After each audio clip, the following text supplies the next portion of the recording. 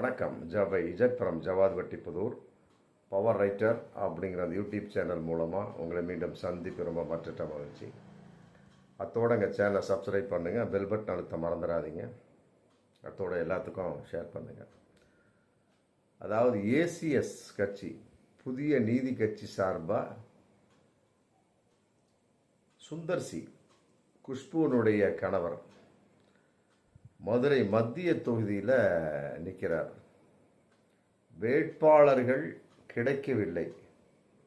ஆனால் ஒரு தொகுதி எக்ஸ்ட்ரா கொடுத்துட்டாங்க, பிரித்து கொடுத்துட்டார் அதிமுக. அதன் அடிப்படையில் சரியான ஆள் கிடைக்கல. அங்கே ஒரு குறிப்பிட்ட இன மக்கள் இருக்கிறாங்க. அந்த இனத்தை சேர்ந்தவர், சாதியை சேர்ந்தவர் தான் சுந்தர்சி. அதன் அடிப்படையில் வஉசியினுடைய ஒரு சிலையை திறப்பதற்காக வந்த வகையில் சுந்தர்சி வந்தார்.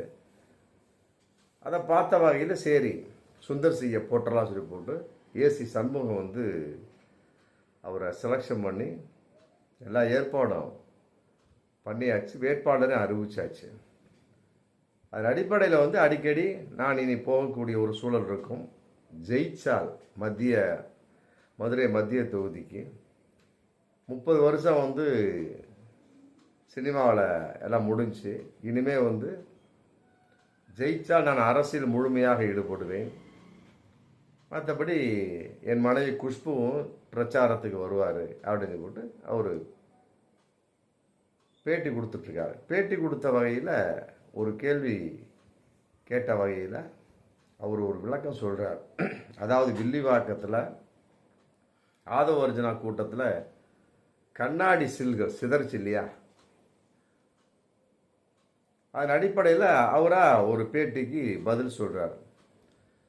அரசியல் இப்படிலாம் நடக்குது, இது போன்ற சம்பவங்கள் தான் என்னை போன்ற நபர்களை அரசியலுக்கு இழுக்குது.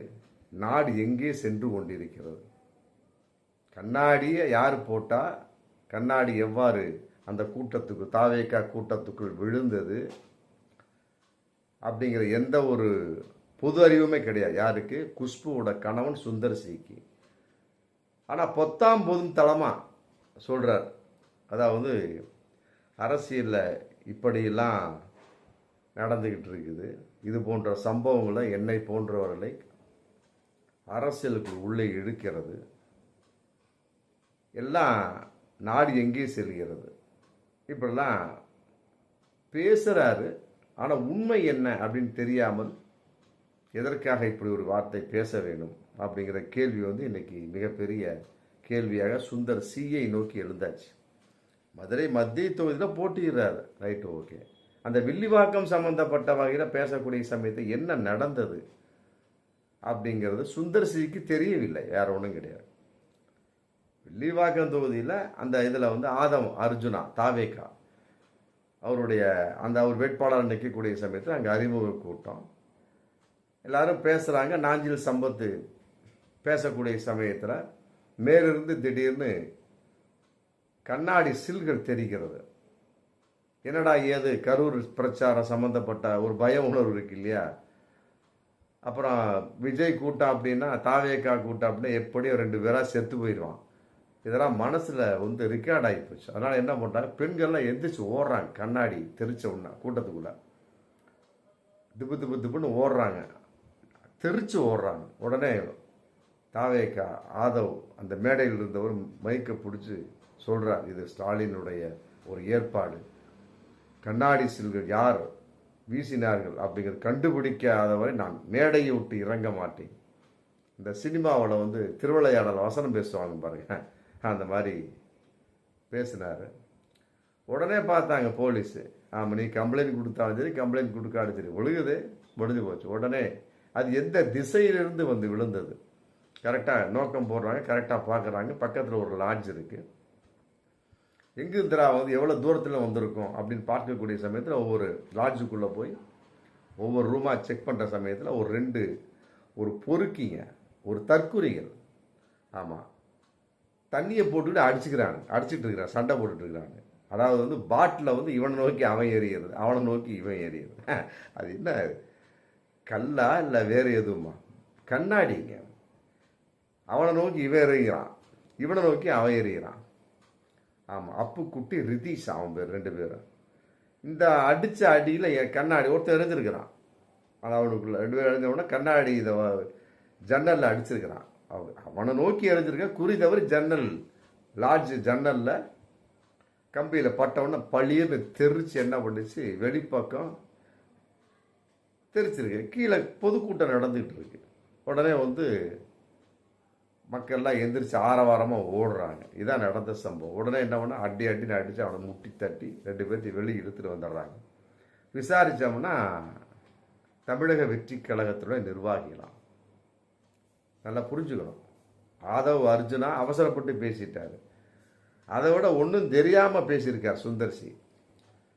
தாவேக்கா தொண்டர்கள் தண்ணியை போட்டு அவனுக்குள்ள ஒன்று அடிச்சிருக்கிறானுங்க. அதுலேருந்து எழுந்த கண்ணாடி தூள் வெளியே விழுகுது.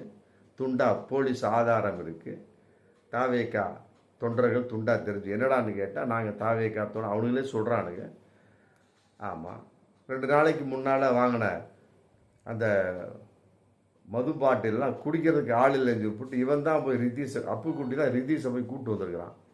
கூப்பிட்டு 2 பேரும் தண்ணி ஃபுல்லாக போட்டிருக்கிறானுங்க. போட்ட வகையில் மூளை மயங்கி போய் என்ன காலி பாட்டில் ஒரு பாட்டில் எடுத்து இவன் அவனை நோக்கி அடிக்கிறது, அவன் இவனை நோக்கி அடிக்கிறது. அப்புறம் அட்டி முட்டி நம்ம போலீஸார் முட்டி தட்டவனே சொல்லிட்டான், நாங்கள் இந்த கூட்டத்தை பார்க்க வந்தோம். கூட்டத்தை பார்க்க என்ன எதுக்குடா நீங்கள் பிரச்சனை பண்ணிட்டு உட்காந்துருக்கீங்க போட்டு சத்தம் போட்டிருக்காங்க. அப்புறம் சொல்லிட்டான், நாங்களும் தமிழக வெற்றி கழகத்தை சேர்ந்தவள் தான் போட்டு ஓப்பனாக பேசிட்டான். முடிஞ்சு போய் இந்த உண்மை சுந்தர்சிக்கு தெரியல. இன்றைக்கி அவர் சென்னை விமான நிலையத்தில் பேட்டி கொடுத்துருக்காரு. ஆமாம், என்னை போன்றவர்களாம் அரசியல் வருவதற்கு இப்படிப்பட்ட சம்பவங்கள் தான் காரணம். என்ன இது போன்ற சம்பவங்கள் என்னை பாதித்து விட்டது. கூட்டத்துக்குள்ளே கண்ணாடி தெரிஞ்சு, கண்ணாடி தான் யார் போட்டா? தாவேக்கா தொண்டன்னா போட்டிருக்கிறான். ஏன் ஆதவ அர்ஜுனா இன்னைக்கு போய் அதை கேட்டாரா? அவரும் இன்னைக்கு தலைகீழ பேசிகிட்டு இருக்கிறார். இதை மு.க. ஸ்டாலின். அப்புறம் அதுக்கு பின்னாடி எந்த சத்தத்தையும் காணாம். உண்மை தெரிஞ்சதுக்கு பின்னாடி சரி, உண்மை தெரிஞ்சது. அந்த தாவேக்கா தொண்டர்கள் போய், ஏன்டா உனக்கு அறிவு இருக்கா, இப்படிலாம் பண்ணலாமா, ஒரு அறிவுரை சொல்லலாமே. ஒரு தொண்டன் தவறு செய்தால் அறிவுரை சொல்கிறது கிடையாது, செத்து போனால் வீட்டுக்கு போகிறது கிடையாது, ஒரு கண்ணீர் அஞ்சலி கிடையாது. அவன் ஒரு மிகப்பெரிய ஒரு ராஜா தவறு செஞ்சுட்டான்னு அவன்கிட்ட போய் என்ன விளக்கம் சொல்லி போட்டு கேட்டு இப்படி செய்யாதேன்னு சொல்லி போட்டு ஒரு மிகப்பெரிய ஒரு தொண்டன் வகையில், ஒரு தலைவன் அப்படிங்கிற வகையில் ஒரு மிகப்பெரிய ஒரு விஷயத்தை எவ்வாறு செய்ய வேணும் அப்படின்னு ட்ரைனிங் கொடுக்கறது ஒன்றுமே கிடையாது. சும்மா என்னமோ ஏனோ தானோ என்று விஜய்க்கு கட்சியை ஆரம்பித்து நடத்திட்டு இருக்காரு. இதுக்கு முட்டு கொடுக்கும் வண்ணமாக சுந்தர்சியை போன்றவர்கள் இருக்கிறார்கள் தான் மிக கேவலமான ஒரு விஷயம். சுந்தர்சியை பொறுத்தவரை அரசியல் தெரியாது. இன்னைக்கு தான் வந்திருக்கிறாரு, பேசுகிறார். இப்படிப்பட்ட சம்பவங்கள்லாம் என்னை தூண்டுகிறது அரசு. என்னத்தை தூண்டு? தாவேக்கா கூட்டத்தில் கண்ணாடியை உடைச்சிருக்கான். கண்ணாடியை உடைச்சி கண்ணாடி தூக்கி கண்ணாடியை அடித்த வகையில் கண்ணாடி தெரிச்சு உடஞ்சது. தாவேக்காரன் தான் போட்டிருக்கான் கண்ணாடியை. ஏன் அவனை போய் பிடிக்க வேண்டியதானே? புரியுதா? திமுக காரன் என்ன பண்ணுவான்? ஆமாம், அப்போ இதில் என்ன தெரியுது? சுந்தர்சியை பொறுத்த வரைக்கும் எதற்காக இவர் அரசியலுக்கு வர வேண்டும் அப்படின்னு நம்ம பேசத்தோடு பார்ப்போம் மீண்டும் அடுத்த வீடியோ. நன்றி.